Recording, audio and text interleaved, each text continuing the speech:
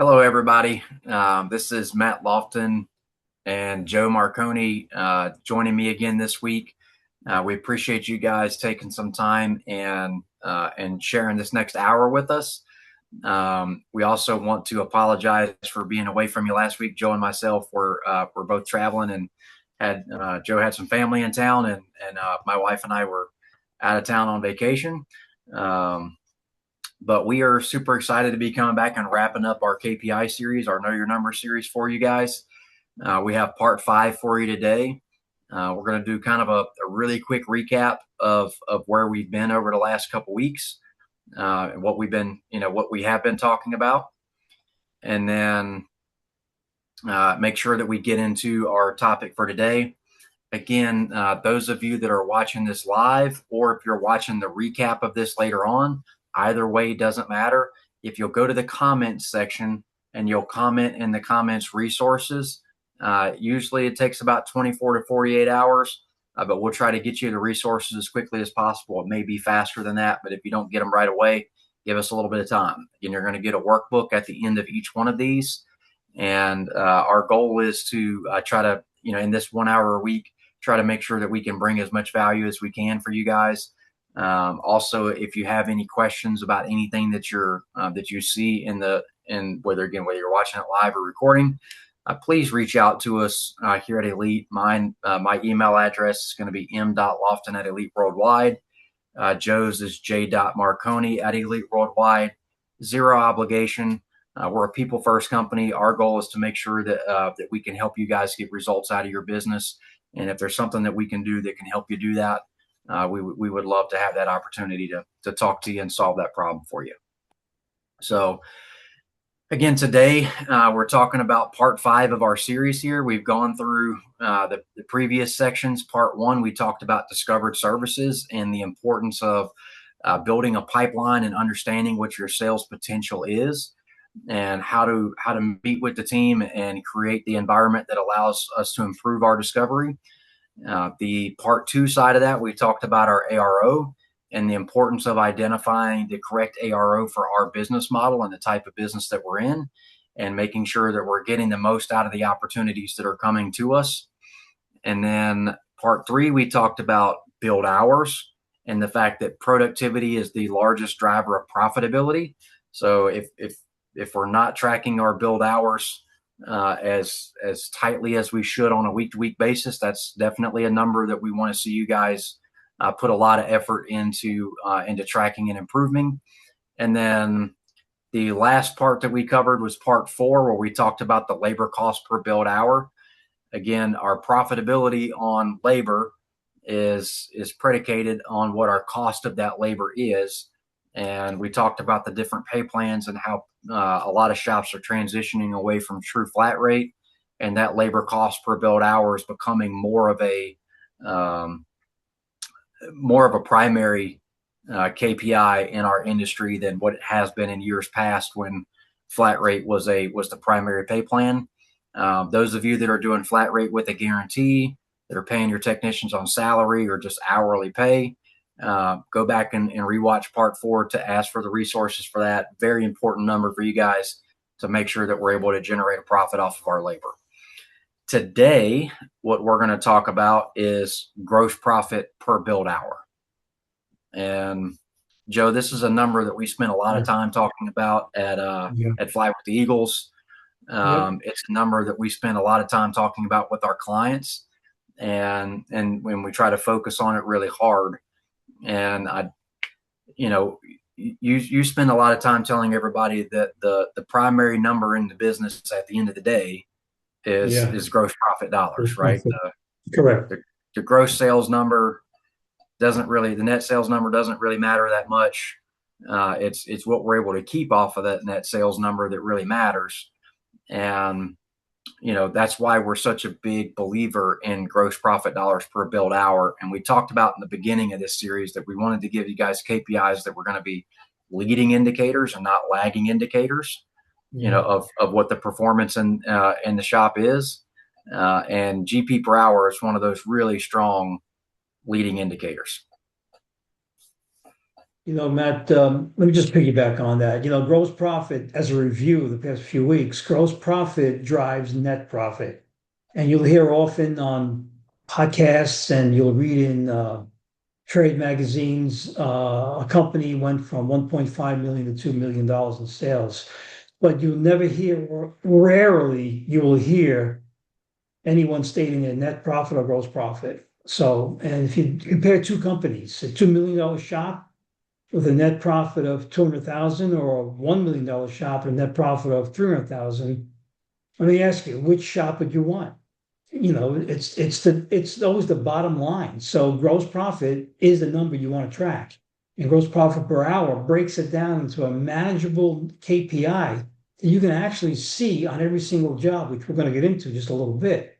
So when you look at the numbers, I know the vanity up on top, the gross sales is nice to see. It really is. And you should look at that.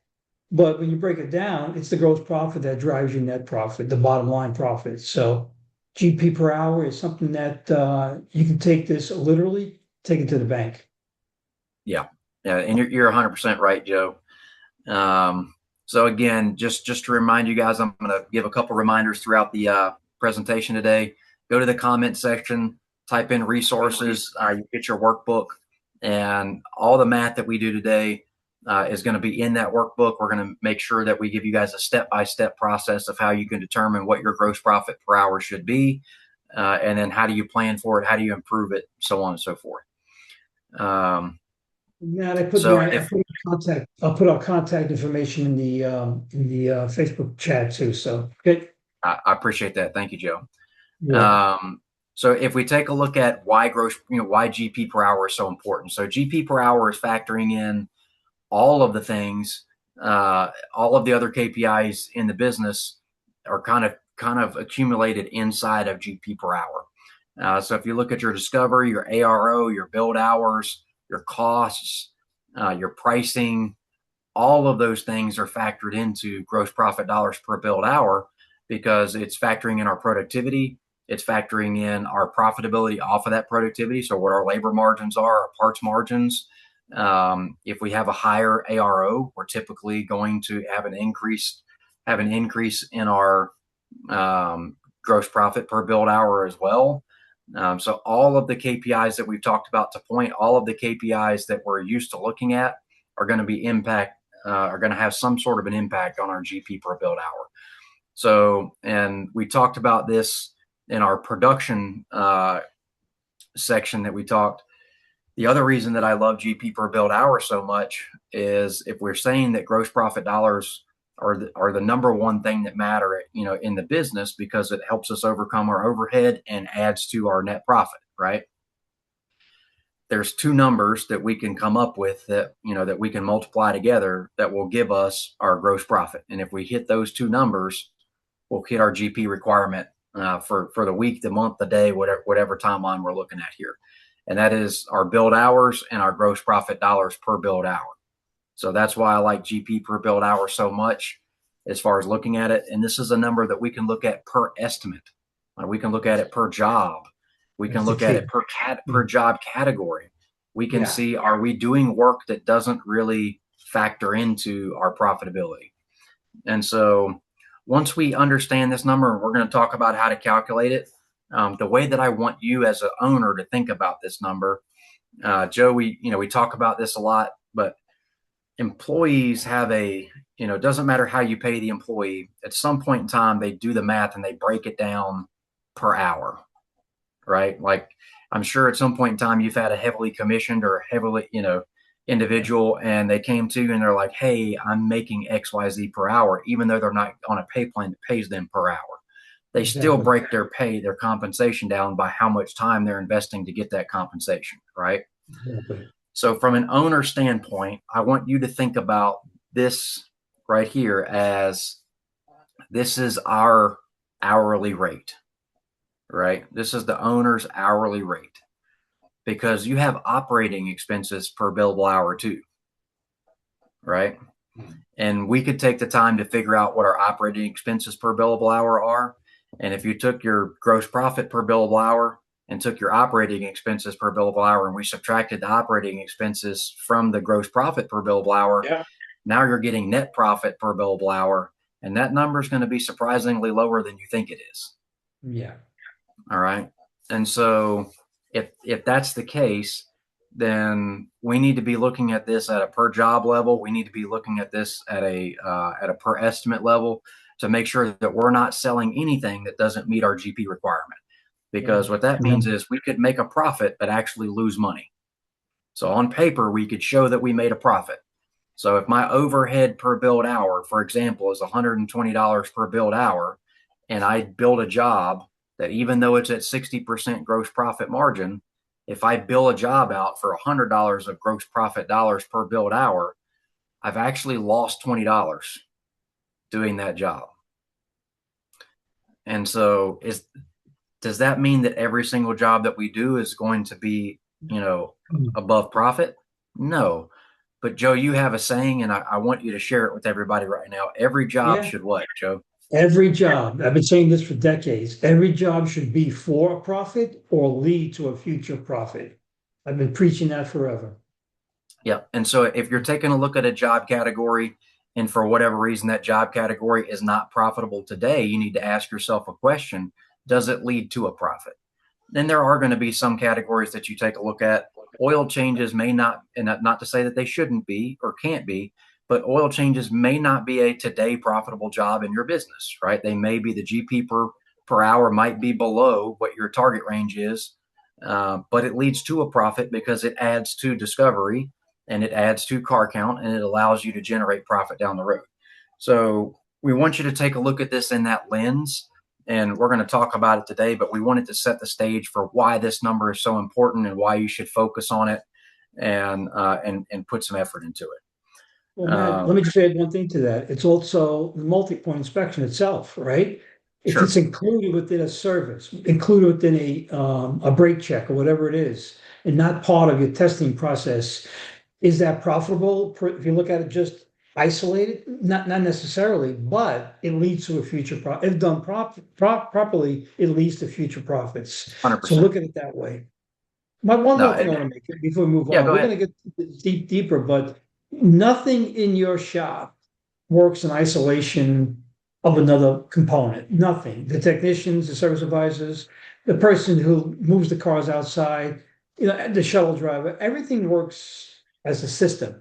All right. So when we go through these numbers, this number in particular, gross profit per hour, I want you to look at this whole entire workflow process as a system and not in isolation. Because when we coach clients, often they say, well, I need more technician hours. I need to get out there, my technicians, and build more hours. It's their responsibility, it's their responsibility. Yes and no, not necessarily. And everything's dependent upon other things in the workflow process. It's like an assembly line. It really is. Whatever happens in the front, in the middle, three quarters at the very end is all related to the entire system. So we're going to go through in detail a little bit more about this, but it's something that I want everybody to pay attention to, especially your general managers and your shop owners. No one works in isolation within themselves. It just doesn't work that way. No, and you're exactly right, Joe. And just to kind of put a tagline to it, busy is not the same thing as being profitable, Yeah. right? And like what Joe's saying is that, if GP per build hour factors in all of those things that Joe just talked about. It really does. Um, and if we can improve our gross profit dollars per build hour, then we can show that we've improved a lot of the processes and a lot of the systems that Joe was just talking about. But we can have a strong car count in place. We can have good ARO. We can have good overall productivity. But there is a chance that we can still not be profitable if we don't have our other strategies in line to make sure that our GP per build hour is there. And the other thing that makes GP per build hour so strong is that it factors in productivity into that number, right? Just like we talked about effective labor cost per build hour, your gross profit dollar requirement per build hour is factoring in productivity as well. which is another reason that's so important. Because again, we go back to that productivity slide, the build hour slide, or topic that we talked about. We gave Hunt some credit on that from Parr Mellis and Associates, but productivity is the number one driver for profitability. And so if that's the case, we want to make sure that we're factoring in productivity in as many of our KPIs as possible. So first off, you heard us talk a lot about it, but what is gross profit dollars per build hour? So gross profit dollars per build hour, GP per build hour, is gross profit dollars generated, is the average gross profit dollars generated for every build hour that you sell. So in our opinion, this is the most important KPI on the report. The most important number is gross profit dollars, but the most important KPI is GP per build hour. Every other KPI shows up here in pricing. It shows up in our production, shows up in our mix of work. Everything is calculated in a GP per build hour. The efficiency, test the efficiency of the business. It is that important. So gross profit dollars is a lagging indicator of GP per build hour and build hours, right? I can't tell what my GP dollars are going to be until after I sell a ticket. What I can do, though, is I can take a look at what my GP per hour is in every single job that I estimate and make sure that my GP per hour goal is being hit correctly. And I can also take a look at my build hours per ticket, like we talked about earlier, to make sure that that's on pace. And if that's on pace, then I'm going to hit my GP dollars. So that's why this is a leading indicator. A $75 per hour ticket is if we have something that's below the GP per hour minimum, again, that's an opportunity to coach an employee through that, whether that's an advisor, whether that's a technician not getting a good vehicle inspection in. Because like Joe said, we're going to take in some of these jobs that are going to be below our GP per hour minimum. An oil change with a basic safety inspection, and we're paying that technician to do a DVI. It's going to be very difficult to hold your GP per hour, your targets on that particular job. But again, so it's not if it's not a profit today, it has to lead to a profit, and a good vehicle inspection can lead to a profit. But if I'm not going to be profitable today, I have to hold them accountable to the standards that are going to lead us to a profit, right? Yeah. So that's where taking a look at this can have so much impact with our audit system that we do, and in coaching and growing the team on this. So how we cover it. So what is the convergence number? So what is the number that we need to have here for this, right? What is the math? How do we actually get this? How do we come up with it? How do we come up with what our number is specific for our shop? What drives it? What are all the factors that go into driving GP per build hour? How do we manage it? How do we use GP per hour to manage other aspects of the shop? So GP per hour is a formula that says total GP, so total dollars amount of GP divided by the total number of build hours. So that is how we actually calculate build hours. So we have an example here. For a given time period, we collected $15,000 of gross profit dollars. And in that same time period, we amassed 85 billable hours. So we would divide the $15,000 by 85. And in this example, that gives us 176 billable hours, $176 per build hour. So that $176 per build hour is what we currently are for this. So that's not necessarily what we don't know is whether that number is good or bad, right? Yeah, we don't know. Have no idea. Right. And that's very important. This is one number that's going to vary greatly from shop to shop, depending on a lot of things, because again, we talked about there's a lot of different things that go into affecting GP per build hour, and what your GP per build hour target should be is going to have to accommodate all of those factors as well for what your shop is. So we'll talk about that here in just a little bit. So how do we know? So if we know that every shop has its unique GP per hour requirement, how do we know what our GP requirement is for our shop, and how do we calculate that? So you've heard us talk about in the financial series that we've done in the past about developing a break-even report for your shop. And that's really where that number is going to come in handy in this section right here. So to do a proper break even, we want you to do a break even with net profit included in it. All right. So to do a break even, we need to know what our average monthly expenses are, any loan payments or debt service that we have that we're paying on a monthly basis, and then also what our net profit goal is, or at least what our net profit minimum is. So what is the least amount of profit that we would be looking to generate from the store? And Joe, we teach this to clients. If you're out there, let's say that you're struggling to make net profit at the moment, or you're barely making any net profit, or you're not making any net profit, put this number at $10,000 a month of expected GP, or not GP, but expected net profit. And the reason for that is, and even if you're not making it right now, we want to put the math together that shows us what we need to do to get to that point. But guys, this is a lot of work to do and not make at least $120,000 a year. And that's not what we want you to make, and that's not what you should be making. But go ahead, Joe. No, I'm sorry. I didn't mean to interrupt you, but I could have waited till you finished. I'm sorry, but you referenced, I think in a previous podcast, Profit First, the book Profit First. And I think that where a lot of shop owners go wrong is that they don't factor in the net profit they should be making. That's aside from their salary, whatever they're paying themselves. And we're so busy taking care of our employees, the customers, paying expenses, that we don't realize that there should be, let me put it this way, it's a responsibility that a shop owner has to the business, to the community, to the employees, and to the shop owner's family to be profitable. There has to be a bottom line net profits.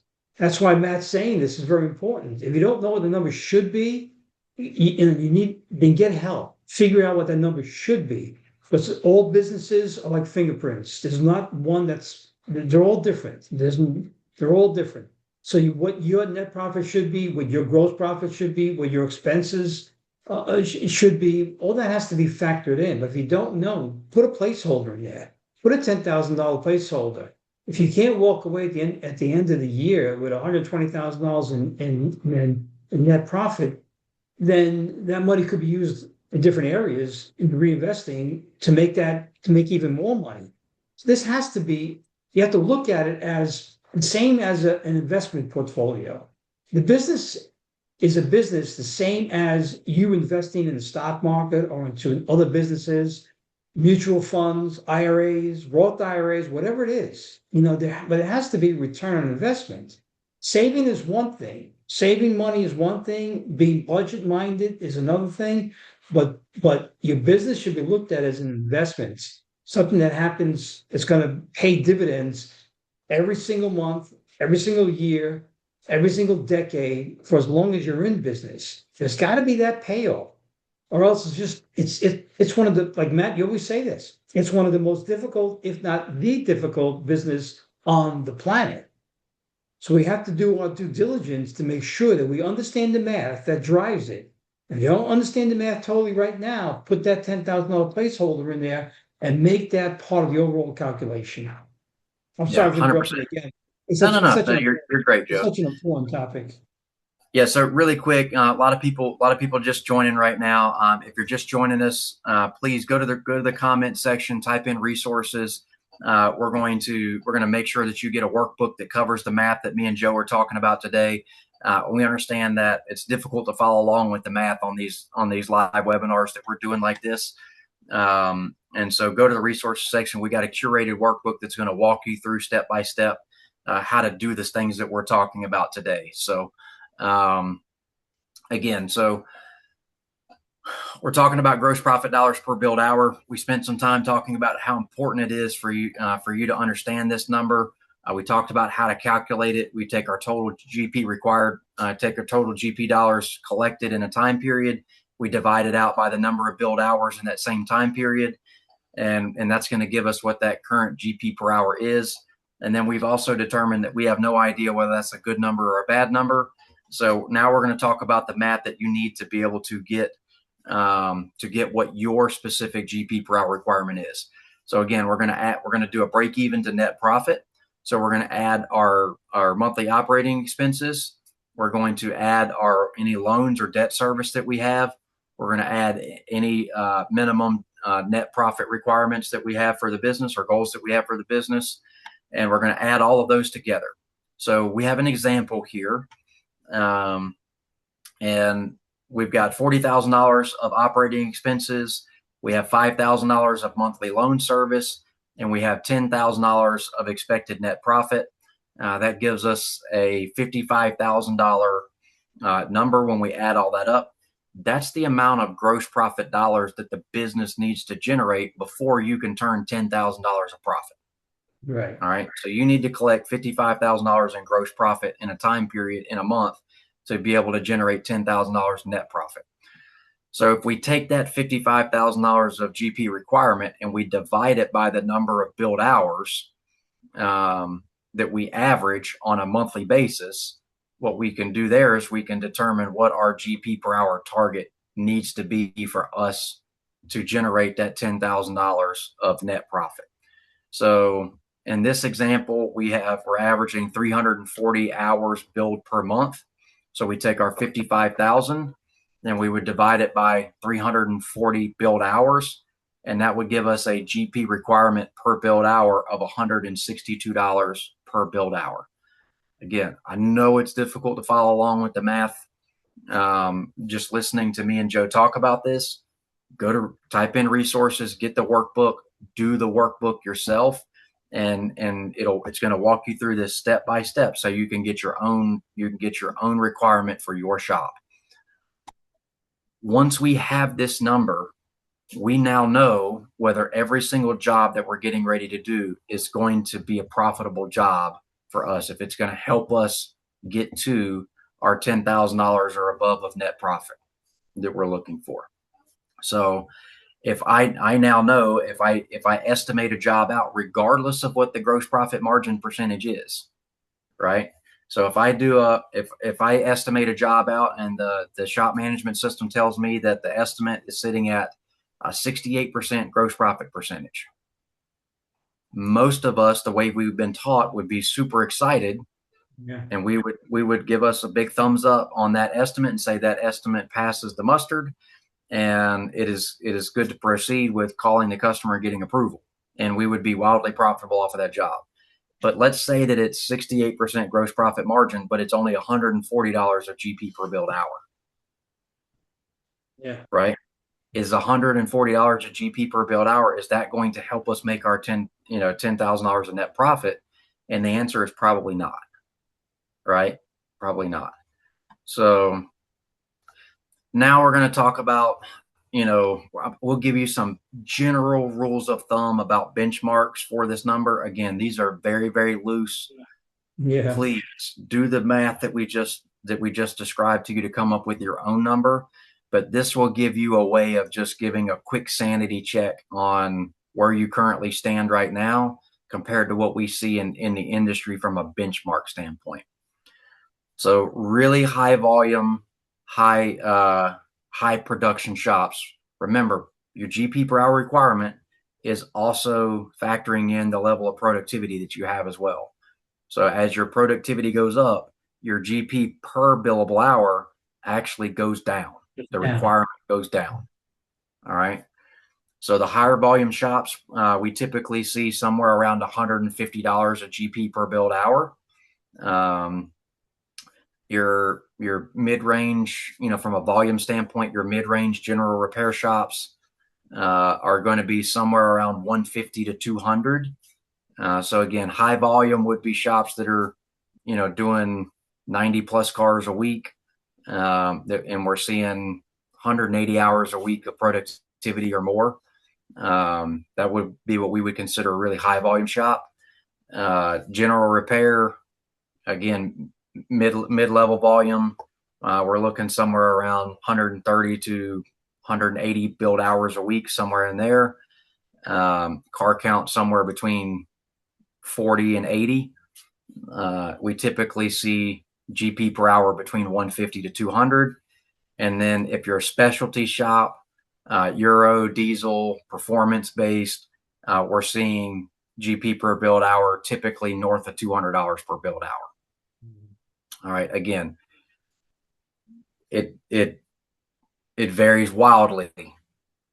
And there's a big difference between, I mean, you see we have 150 to 200 in that middle range right there. There could be a big difference, between that. Again, we talked about 150 different. If your requirement is 180 and you're averaging 150, you're actually losing $30 per build hour, for what your capacity, what you should be getting. So go ahead, Joe. Let me jump in here a second too, because one of the things that shop owners are going to do after seeing this is they're going to look at their expenses. They're going to start saying, "Are my expenses too high?" Which is a legitimate question. My expenses too high. Unless you're running a lot of non-business expenses through the business, you're probably not out of whack, out of line with your expenses. You could be, but that's not usually where the problem lies. The problem usually is that you have a sales problem, you have a gross profit problem, you have a pricing problem, something else is driving. Before we start cutting drastically on different expenses, I want you to look at, again, it goes back to understanding the numbers. You have to look at your gross profit and your sales and see if that's taking care of the expenses. If it's not, then you can't cut your way to profitability by just cutting expenses. Like I said, and only clarify is if you have your boat and your summer home running through the business, that's one thing. But usually that's not the case. Usually it's not an expense problem. And right now we've seen this. It's not an expense problem. It really is a sales problem and a gross profit problem. So if you look at your expenses, that's going to be a true number of your requirements of what you need each and every day, on each and every ticket, each and every week. So you got to sit down, do your due diligence. Please type in resources in the chat and get this workbook and do your due diligence, do your homework. It will do wonders for your business. It'll make your eyes open really wide, and you'll help your service advisors become more efficient too. Yeah, and Joe's 100% right. And we're not saying, and we'll never give you the advice of not looking at your expenses and not trying to manage your expenses and keep them in line. It's very important. You should look at them every single month, and you should do what you can to scrutinize every expense on your P&L. However, you're never going to sit down and talk to a billionaire that says that he saved his way into prosperity. And what I mean save, I don't mean saved money. I mean that he went through and cut expenses. It doesn't exist. They all had to earn money. They all did it through revenue, and by driving profit dollars. And profit dollars is largely driven is more driven by revenue than it is by cost savings. This is what we're going to say there. So, so we talked about the fact that GP per build hour is a leading indicator, and that you guys can look at this per estimate and per job, and then categories of jobs. So we've determined that we had a GP per build hour target. Our fictional number that we targeted above when we did our math was $176 per. We had a requirement, of $162 per build hour. So we're going to take that fictional requirement that we put together and say, okay, Elite Automotive Repair needs $162 per build hour to be able to meet our net profit goal at the end of the month. To be able to do that, we're going to take a look at per job, and we're going to take a look at a few different jobs and see what happens when we price these jobs out, what our GP per hour is. All right. So if we took, we're going to start with an oil change. And again, these are fictional numbers here. We're just doing this for the sake of representation here. We're going to start with an oil change and a tire rotation. So we have an oil change and a tire rotation with a customer price of $80 to the customer. And we have a we have, I'm sorry, it's not going to be a price of $80. It's going to be gross profit dollars in there of $80. But we've got a half hour of build time that we're paying out to the technician. It's got $42 of GP dollars in this job. So if we take our half hour and we divide our GP dollars, 42 GP dollars for the oil change, that's $84 per build hour, right? So Joe, we said that we needed Everything we should needed be, 162. yeah, but So that it's leads, either got to I be know, for profit or it needs to lead to a lead to a profit, right? profit. But yeah, lead to a So profit. again, this is a profitable job on paper. We're running 60% margin here, but our GP dollars are still not strong enough to give us our GP per hour requirements, especially when we add in that inspection process. So now let's take a look at a bigger job. Let's look at a rear main seal. So we have a rear main seal that we priced out to a customer. The retail price for the total of the job is $1,100. We have 9 billable hours on this job, and we've got a total GP dollars of 580 GP dollars. All right, so we have a decent margin on this ticket, right, Joe? Um, but if we take our $580 of gross profit dollars and we divide it by 9 billable hours, we're Yeah. going to see that we have $64 of gross profit per build hour. And at $64 of gross profit per build hour, we can also see that that's significantly below our GP requirement. And what that means is we're never going to meet, if we filled up our entire 340 billable hours a month with rear main seal jobs, even if our gross profit margin is good at 60%, we're still not going to generate enough gross profit dollars to overcome our overhead and add to our net profit. Right? So diagnostic services. Let's take a diagnostic only ticket. We have a $175 diag charge to the customer. We give the technician 1.5 hours for that. That means we got $125 of gross profit out of that $175. If we divide the 125 by 1.5, that's only $83 of GP per build hour. All right. Now we're going to go in a different direction here, and we're going to take a catalytic converter job. Right. So we take a catalytic converter job, and we have $1,350 of retail price out to the customer. And I tell you what, let's do an OE converter here, Joe. Okay. With a low profit percentage, right? Yeah, real low On profit percentage. on the All right, part. so we're going to do an OE converter.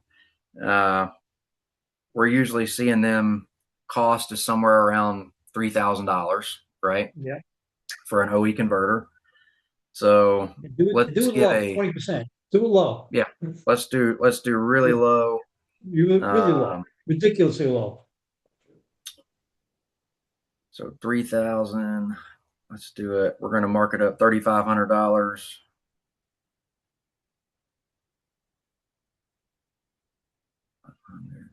Okay.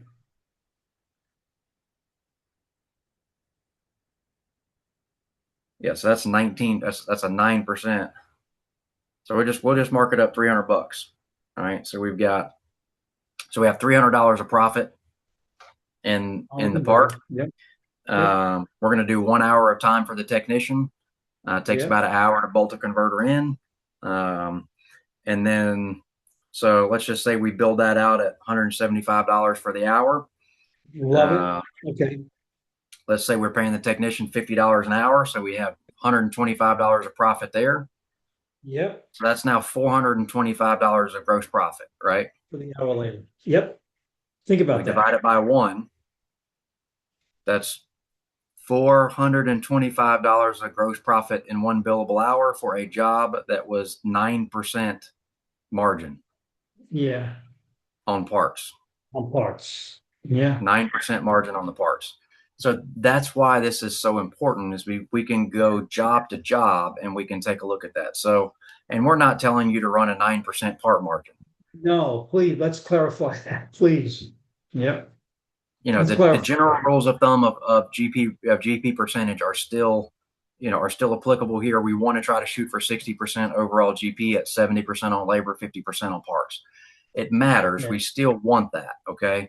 But at the end of the day, if you were asking me which one mattered more, 60% overall GP or meeting my GP requirement, my GP per build hour requirement, 100 times out of 100, I'm going to tell you your GP per build hour requirement is more important than the GP percentage. And the reason is because your GP per build hour is actual dollars, not a percentage. You can't put percentages in the bank, but you can put dollars in the bank. Yeah, I just want to make, again, I go back to what I said earlier, that different business models dictates different KPIs, different requirements. So we have in our elite group, a lot of European shops, a lot of diesel shops, heavy duty truck shops that understand this principle. They're not concerned too much on hitting that 45 to 50% GP on parts. They can't. They can't. What they do understand is gross profit per hour. So like Matt just illustrated, a lot of these vehicles, that catalytic converter is a 1 hour job, let's say. Even if it's an hour and a half job, it doesn't really matter at this point. The number is the number of the part, the range of the part. That's a 9%. If you do 10%, 15%, 20%, you can increase that gross profit per hour to maybe nearly $1,000 per hour. So please look at everything. That's why this particular exercise is so important. All right.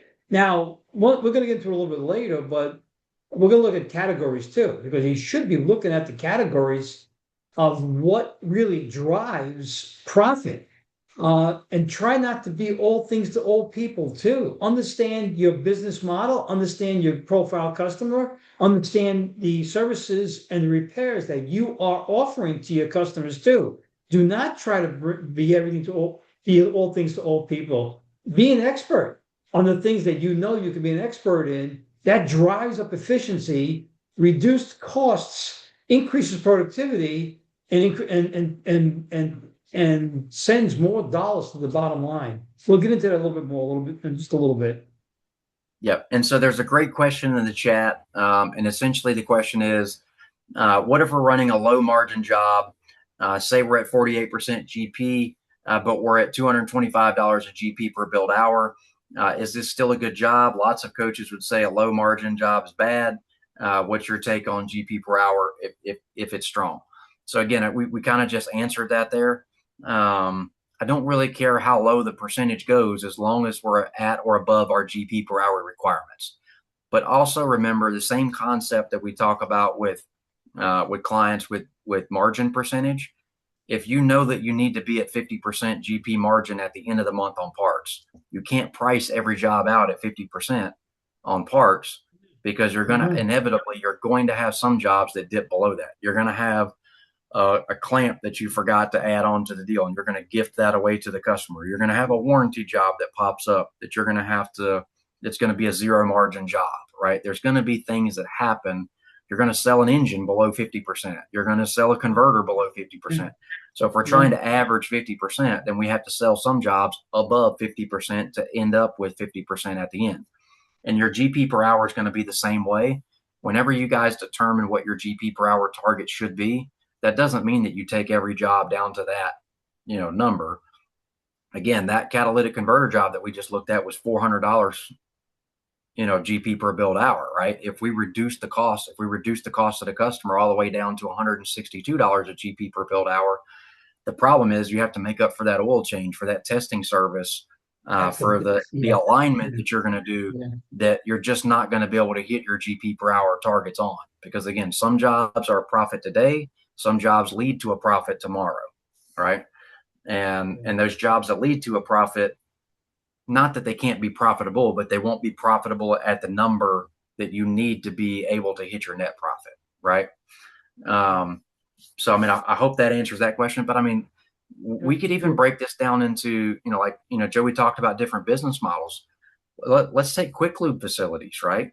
There's plenty of quick lube facilities out there in the world, and they must be profitable because they keep adding them, right? And if you look at the basic math on those, they're hoping to get, with a two-man team, they're hoping to get 4 oil changes done per hour, bare minimum. They're really looking for six, for around 6 oil changes per hour. And if you wind up doing the math, that winds up being over $200 plus of gross profit dollars per build hour when you do that. So they're making strong. Again, we talked about, they understand the concept, even though it's lower margin, they understand the concept of profit per build hour, and the fact that the volume that they're able to produce puts a lot of profit inside of that hour. So just things to keep in mind there. But that was a great question by Andrew, and I wanted to make sure that we really answered that for you guys. You mentioned coaching. Some coaches look at percentages. I get that, but at Elite, we look at both percentages and dollars. And I'll never, if you can't judge a week or day, month, just by looking at percentages. You just can't do that. If the dollars when I coach a client, if the gross profit dollars are at requirement with the determined net profits, then I don't care what the percentages are. I really don't. Because with profit dollars, everybody knows the expression, you pay your bills with profit dollars, not with percentages. We all heard that a million times. So, you have to look at both. It's important to look at both. But, if the percentages are not there and the profit dollars are, then that client did his job or her job. Yep. No, and Joe, you're 100% correct there.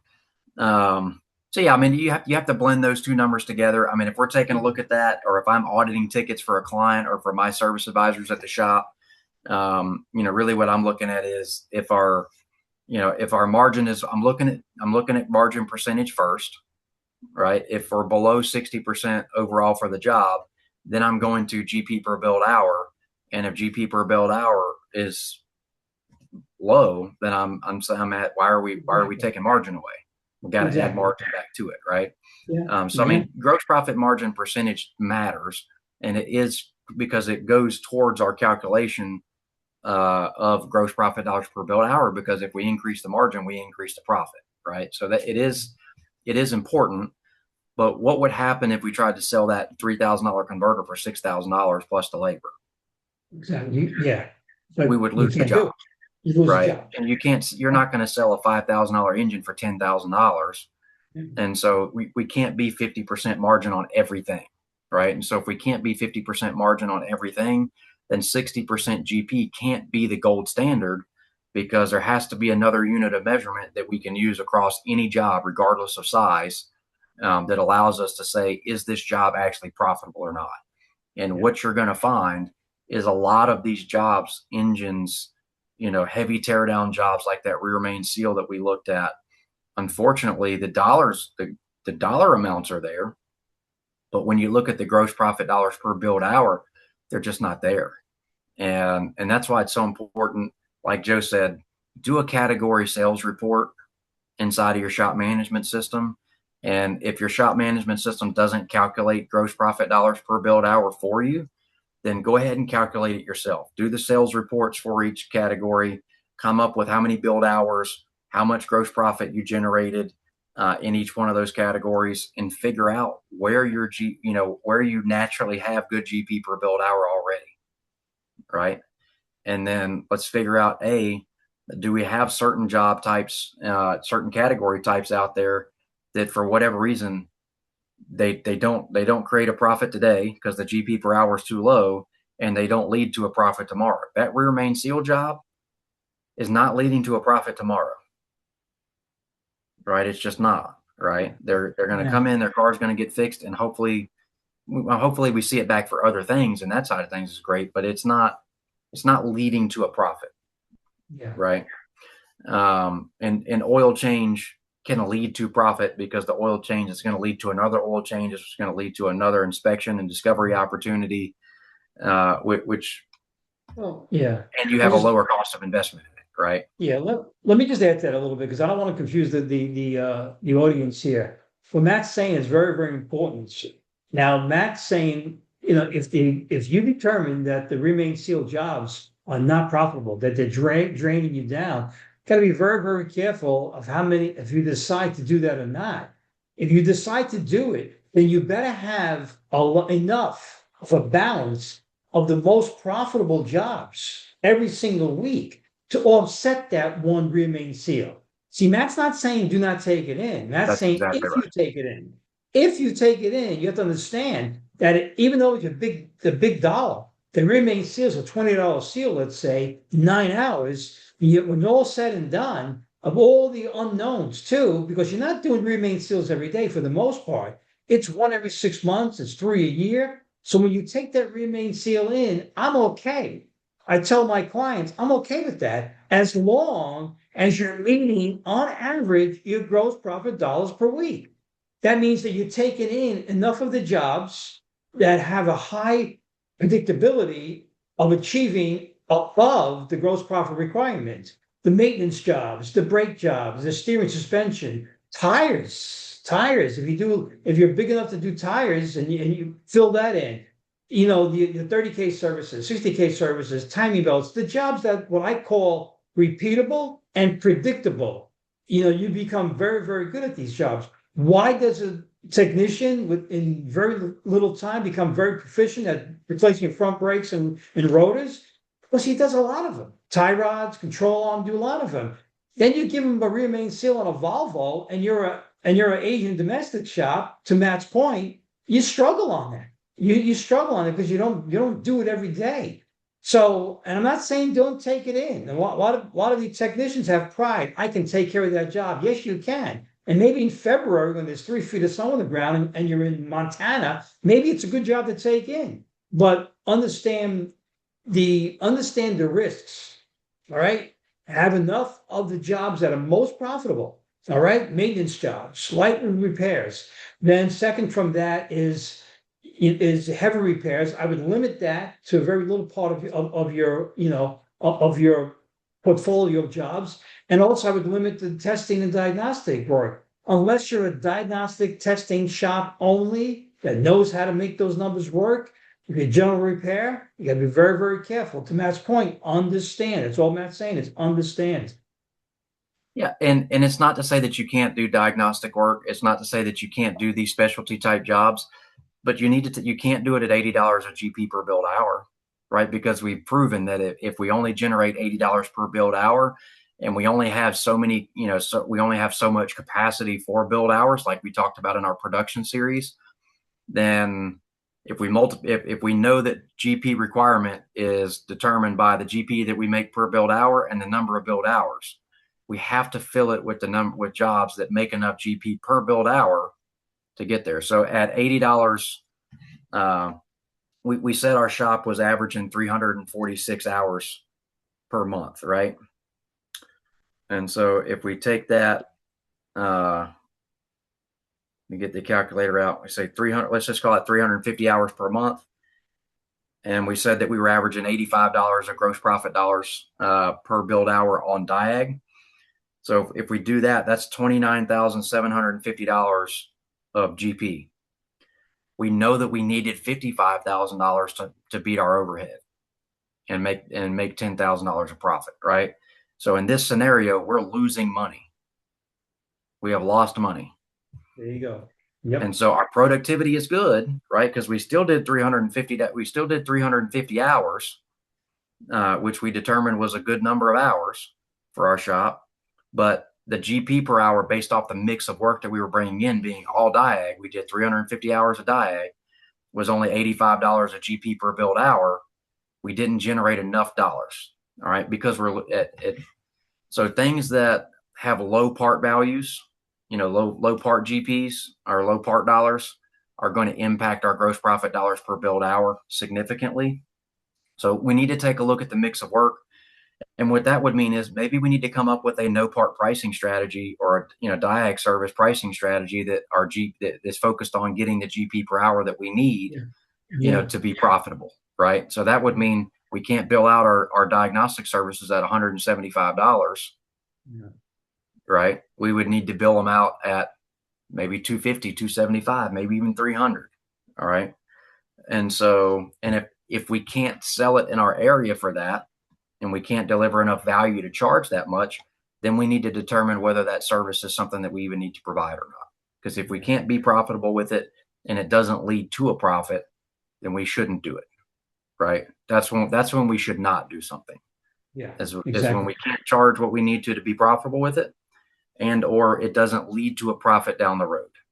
If Well, it doesn't fit those two yeah, criteria, we probably should not do it. it goes back to what we said earlier, Matt, with not being all things to all people. You see a lot of, and I don't want to go down the road of marketing, but to make a claim, we fix everything. I can fix anything and everything. Maybe you can, maybe you can, but at what risk to the long-term success of the company, long-term profitability of the company? Yeah, when I was a technician back in the day, I prided myself on being able to diagnose anything. I had customers bringing in their boats, but at what cost, overall cost to the success of the company? Because I'm trying to troubleshoot something that really I should never take it in the first place. So we just got to be careful. Understand the business model. Matt said it 100 times. You have to understand your numbers, no one else's numbers, your numbers of your business, your gross profit requirements. Track that. Forget about the sales number too much up on top. That's your sales number, your gross sales number. Worry about the gross profit dollars. Everything else takes care of itself at that point. Yep. So Okay. we have, you know, we understand how to calculate GP per hour.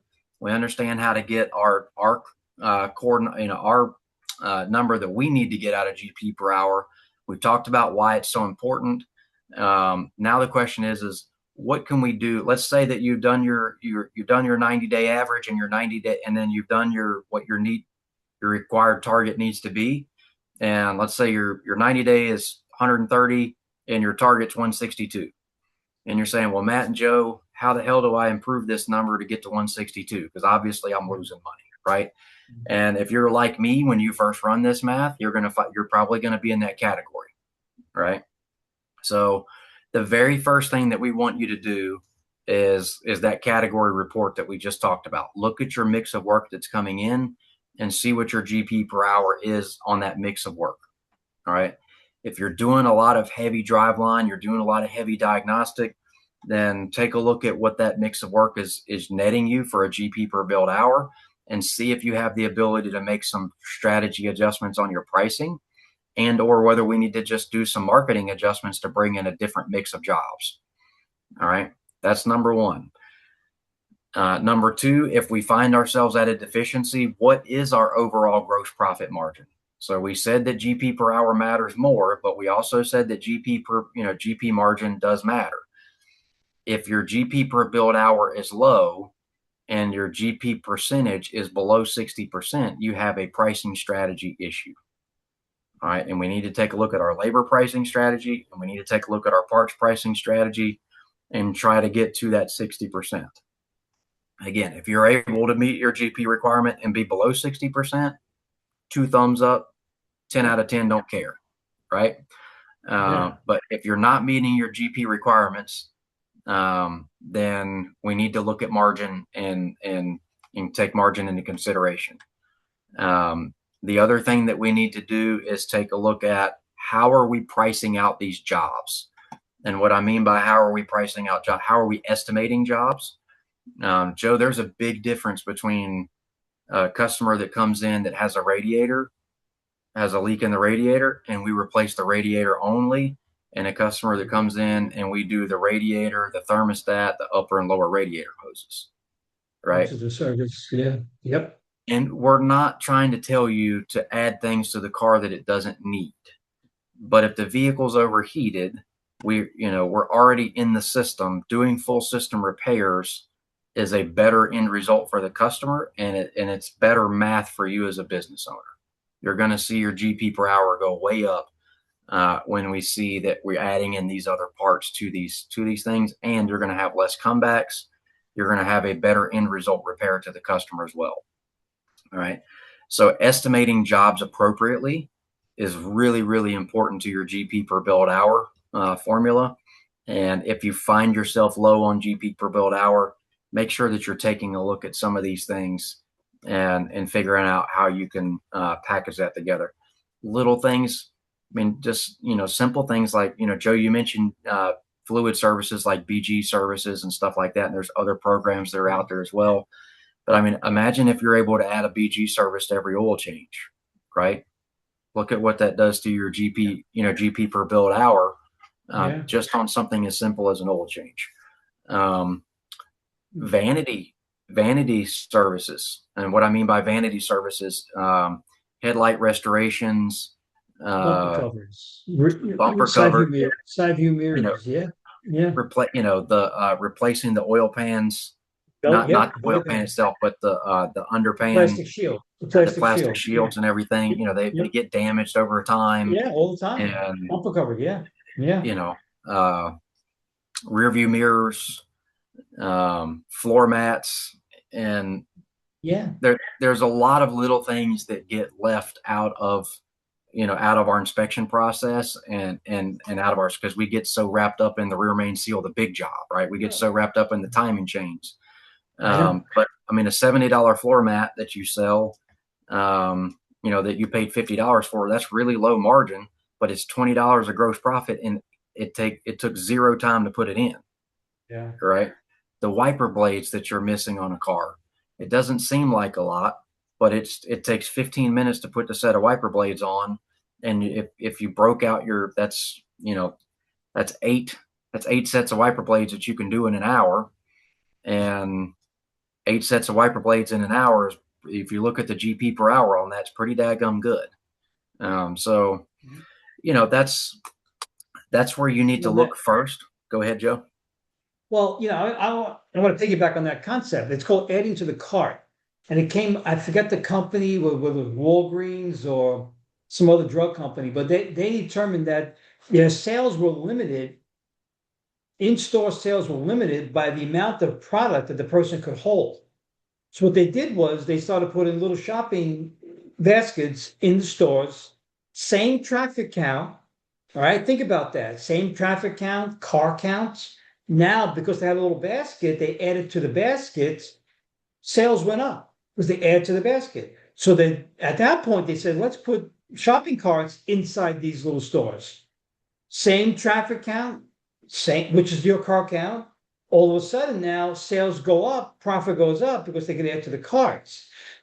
Costco knows this. That's why they give you that giant cart, the size of a small car, right? You're wheeling down you're throwing everything in there. So what Matt's trying to say is very, very important. I go back to the radiator. Now, if that car overheated really badly, what else was affected? If they ask yourself, what, and we know this, what else was affected by that overheating? The thermostat you mentioned, the hoses, the belts. How about the oil changes? Was that superheated? Transmission fluid, was that superheated? So these things have to be just considered. I'm not saying that to add that automatically. Consider it, look at it. You'd be surprised by adding to the cart will improve gross profit per vehicle, gross profit per hour. It's not about shoving more cars through your operation at this point. It's about being more effective, being more diligent per vehicle. And guess what? You're doing the right thing for the customer by changing the oil, which is probably overdue anyway and 2 quarts short, by the way, right? When that radiator comes in, right? But change the oil and adding an additive to it, does the world of good for the customer. You go back to what the best is best. It was the best benefit to the customer. Adding to the cart sometimes really is the best benefit to the customer. Yeah. And so just, like I said, this is a leading indicator because you're able to look at jobs as you're building them, and you can teach your service advisors, as we're building that job, is there a way that we could take that rear main seal job, and how much other stuff are we touching and taking apart to get to that rear main seal, right? Why aren't we replacing some of those things, right? Yeah. So we can take that rear main seal job and turn it into a GP per hour job that's good. It doesn't mean that it's going to sell that way, and it may not sell that way. And that's okay. And when, again, like Joe said earlier, we're not telling you not to do it. But what we can't do is we can't do an entire month of rear main seal jobs and think that we're going to make our net profit. It's just not going to happen. So, your homework for this week, we're just past the top of the hour. We want to be respectful of your time. Again, if you're just listening or you're listening to the recording of this, please type in resources. We're going to make sure that we give you the workbook. It's going to give you some action items to follow through and complete. That's going to show you the math behind what we've talked about today and show you ways that you can improve your gross profit dollars per billed hour, which is going to improve your net profit drastically. So if we, your four things: calculate your required GP per hour. Go ahead and determine what your current standard is for GP per hour as well. See if there's a gap, right? See if there's a gap. And then if there is a gap, then let's go ahead and we want you to start with an RO audit. Take your 5 lowest tickets. All right. Take a look at your ROs for the week. What tickets are out there that are your 5 lowest gross profit dollars per billed hour? All right. What was the reason? Was it no parts tickets like diag only? Was it low part tickets with high, like your rear main seal that have a lot of labor with very little parts on it? Was it a warranty job, which is by far your lowest GP per billed hour, right? Because that's actually a negative, because you're giving that away for free and you still have a cost into it. So was it a warranty job? Let's figure out what those are, and let's try to track what the main causes of our low GP per hour are and try to fix those first. And then run the annual gap number yourself. The annual gap says, again, if there is a gap between what your current standard is and what your target should be or what you want it to be, if you multiply that times the number of billed hours that you do annually, you're going to see that's how much money you left on the table. So let's just say you had a $10 an hour gap from where you are to where you need to be, and you had a thousand hours a year. That would be 10,000. You would have $10,000 of net profit that you're leaving on the table, because that money that you're leaving on the table is going to drop straight to the bottom line.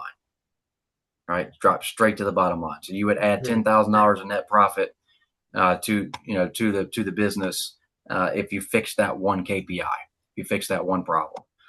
So figure out what that is. I love putting a dollar amount to my problems, and I think it's really important because it helps me prioritize which problem I need to fix. If I put a dollar amount to my GP per billed hour and I determine that this is costing me I could make another $20,000, $30,000, $40,000 a year, and I don't have another problem in the business that's going to net me more money, then I'm going to fix that problem, right? I'm going to fix that problem first. So that's a great way for you to identify what your priority level should be on this.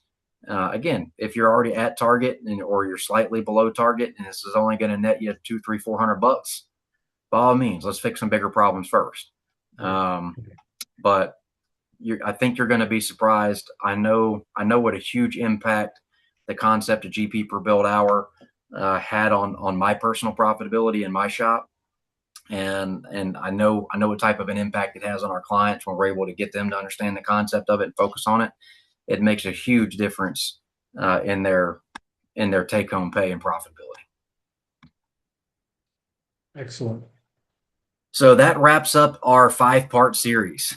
Yes. So again, these are the 5 main numbers that we want you to really focus on. Total discovered services. Make sure you understand, build a pipeline in a sales funnel, so you know what your sales potential is.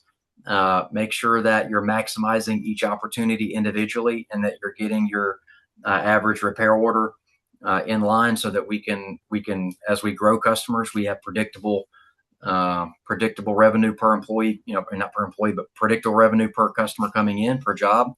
So we want to make sure we're focusing on average repair order. We want to make sure that we understand what our effective labor cost per billed hour is and what our total production hours are. Total production is going to be the number one driving factor to profitability. You've heard us talk about that a handful of times. So without productivity, we don't make any money. It's not possible. We can't sell anything without a billed hour first, right? So we need to make sure that we're selling billed hours. And then we also need to understand our cost per billed hour, so that we can be profitable for the time that we're selling. And then to wrap it all up, our GP per billed hour is what we spent some time talking about today. I hope you guys see the value in the topic that we discussed today. If you have any questions about it when you're going through the resources, please reach out to myself, reach out to Joe. We're going to Yeah, put our contact please. information in the comment section. Again, there's I no do already. obligation, no Yep. cost, no anything. If you're a client, reach out to your coach, talk to your coach about it. You guys probably already are. Again, if you're not a client, don't feel bad about reaching out to us. We're not going to give you a sales pitch. We just want to help you through this. Yeah. And like I said, it's our job to elevate the industry and try to help you guys uh, take the investment of time that you put and put a little bit more monetary investment back in your bank account. That's what we're here to do. And if there's a way that we can do that, we're happy to do so. Yeah. And let me just add one thing to that. Business is like life. Every day is an opportunity to improve. It's called continuous improvement. The Japanese call it Kaizen. All right. There is no perfection. You'll never be perfect. No business is perfect. No person is perfect. No one, nothing is perfect. What you want to do is just make every day just a little bit better. You work hard today to make today better than yesterday, so that tomorrow is better than today. All right. So that's what you got to do is continuous improvement. That's what the goal is. So I'm hoping that you got a lot out of these 5-part, series, and we'll be back next week, right? Do we have a topic Yep. yet for next week, or we don't know yet? We do have a topic. We're going to keep it under our hat for until we Okay. release it. But All right. we got a pretty cool topic coming up, and I'm excited to bring it. We'll actually have some special guests joining us as well, and really Okay. excited for the next couple of weeks that we're going to be bringing some content for you guys. Again, we hope you've enjoyed this particular series. If you have any questions about it, reach out to us and let us know. Other than that, we wish you guys all the success in your bays, Yes. and Yes. hope that you guys hope the weather is being kind to you. We know it's been difficult for Yeah. everybody this year, but please please get the best out every day, like Joe said. Just a little bit of Yes. improvement every day, and Every day. Every day. make each week make this a part of your each week continual improvement effort. Yeah.